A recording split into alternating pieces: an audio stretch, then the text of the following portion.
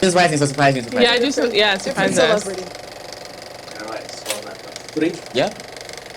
1, 2, 3, break. My name is Avery Jackman. My name is Safa Ali Madej. My name is Matthew Dawkins. My name's Susie. My name is Aaron Terry. Welcome back to the Youth Leaders Lounge, hearing from tomorrow's CEOs today, where we talk about the world around us with some of the greatest minds here in Toronto. Today, we're talking about the Great Resignation. Being so young and going into a full-time job sometimes can feel like a bit of a trap, because as soon as you get out of school, it very much feels like the weight of the world is on you and you need to start paying your school fees. You need to possibly pay rent, pay for groceries.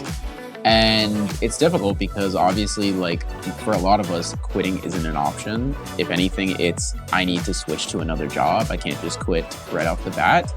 But honestly, you do have to trust your instinct. And so my first question for my gorgeous panel is simply this. What is your advice to young folk who may be afraid to leave their jobs or want more for themselves? Seth, I'll start with you. Like Jordan Peele said, get out. out. Okay, get out, yeah. Get out. Simple as that, period. No. If it's a job that is not pleasuring you in all sorts of ways, economically, which obviously relates to financially, mentally, everything, then maybe it's time to reconsider where you want to go, what you want to do. But that doesn't mean necessarily like that's like your scapegoat. It is a way to exit, but it's also a way for you to encourage a new path to grow with that. And that means focusing on what you want to do. How do you want to make your income? There has been a plethora of pathways that's been open. Yes, with privilege, but if you find the right resources and you are able to work your way, I feel like anything is possible because people have been creating the possibilities be possible. And so it's one of those where it's like, yes, leave, but be prepared to put in the work in a way where you can solidify yourself and solidify where you stand. I agree. And for multiple things I love you said, one of the things I want to really key in on here, though, is like, you're young. Mm-hmm. Like, don't let these jobs define you. Everybody has to start from somewhere. Mm-hmm. I mean, I think we can all think back to even like our first jobs, right? Our first jobs did not define us, right? Here we are today, Mm-hmm. right? All of you being the great people that you are, you didn't let your first job define you for all that you are. It's really about, as you mentioned, like taking the things that you take from this job, like that's the critical piece of this all. Is like when you feel like you've achieved or taken what you needed from something, leave. I think we always try to like think about what exactly is it that's unfulfilling us. Is it the career path that we might realize that we no longer interests us? Mm. Is it we want to spend more time with like friends and families, that we want to be remote? Is it that we have other like businesses that we're like looking into stepping into? So I think like identifying kind of why we want to step away from that job or that role or profession is really important as well. So that once you do, you're empowered with the knowledge and the self-determination to be chasing after what you really want and desire and what will really fulfill you. And I think, unlike your point as well, when it comes to like being in a privileged place to just kind of like stop the job and just be like, actually, I'm not doing this anymore, peace out. I think that does come from a privileged place. And I do think that like, especially myself as an immigrant, like you don't always have like the option to just like stop working and being like, actually, I can't do this. Like sometimes you have to sustain yourself and you have to do what makes you unhappy. But I think to your point, you said it really well, like don't let these jobs define you. And I think even if it takes like the grit to get up and do the 9 to 5, have a life outside of that space and outside of that period where you are getting that self-fulfillment and have like a goal and a strategy to be doing something else as soon as possible. Mm-hmm.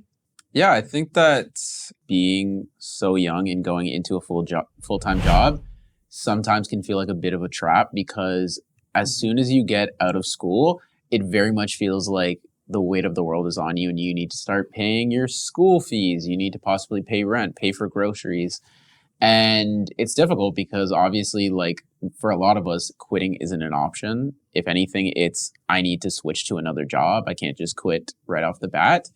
But honestly, you do have to trust your instincts, because even if you say, okay, I'm going to quit, you've made that decision, which is a very big decision, use that time to strategize looking for other jobs, exploring your options, seeing what else can help you kind of up your skill set, or, exploring different types of careers that you want to have. But yeah, you do have to trust your instinct, because I've had a lot of times where, you have to pay the bills. At the end of the day, you have to pay the bills, and the most you can take is a week in between the two jobs you have. Mm.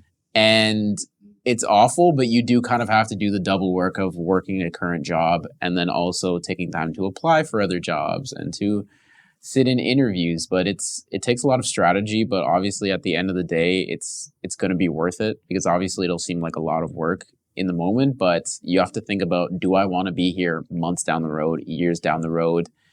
And the biggest thing for me, I think, is that if you're thinking about quitting and you're in a good place, you are very lucky, because you could easily be in a very terrible place and then decide, okay, I want to quit. And it's a lot more difficult to do that. So it's definitely good to jump on the idea as soon as you have it and go, okay, if I'm not feeling happy in this, I want to see what other options are around me, possibly at the same job if you feel like it's a different role that you're looking for. But yeah, definitely look at options. But when it's time to go. Please, because I think we all kind of grew up with the be loyal to your company or organization, but if someone's not going to be loyal to you, why are you being loyal to them? Hoy. I mean, so many things that you just mentioned as well. Like, I want to jump back to your point about intentionality. Like, make your next step be something that moves you forward. A Forbes report shows Gen Z graduates are prioritizing different needs when job searching.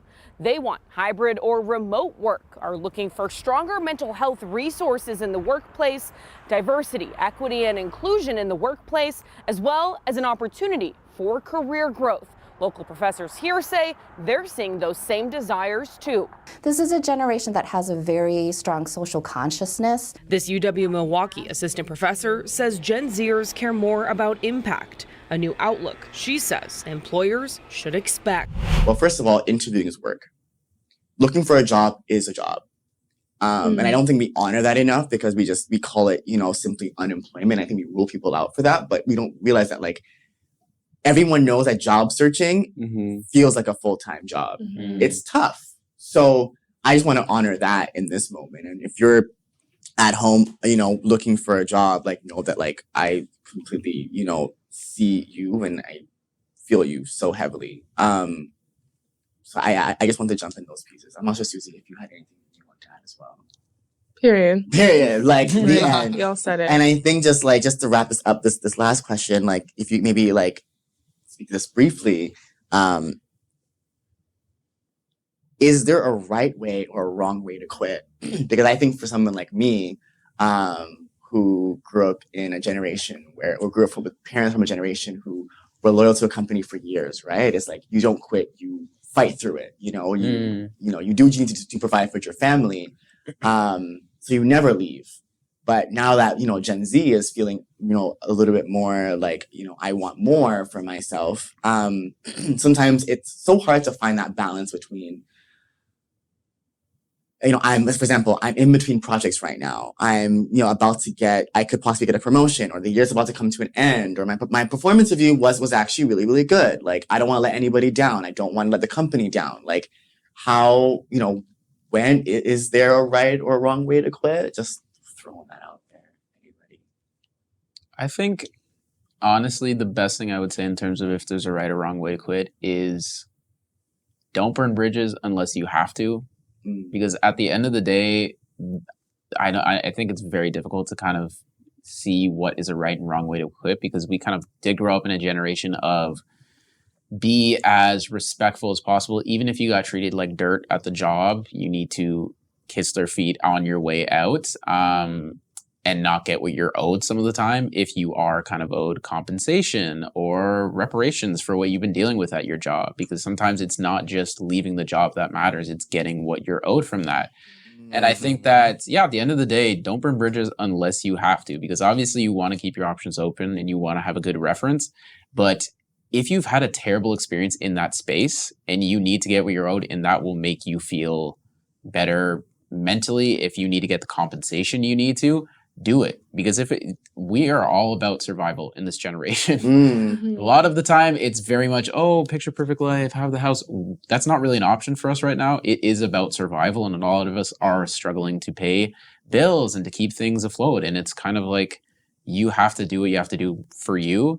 And obviously, the company's not going to be happy with you leaving because I'm sure they want to keep you there as an employee. But you have to do what's right for you, especially when you're so early in your career, because taking an extra 6 months at a job that you could have left means that you're taking away those 6 months from you actually exploring what you enjoy and possibly growing in your career. Perfectly said, honestly. And I love what you say, get what you are owed. Get what you are owed and deserve. Yep. Yeah, I love that so much. I personally think that wraps up this conversation about the Great Resignation. So thank you so much for all your amazing thoughts and folks. Do what's best for you, right? So next week, join us as we talk about Gen Z. But until then, take care. Goodbye.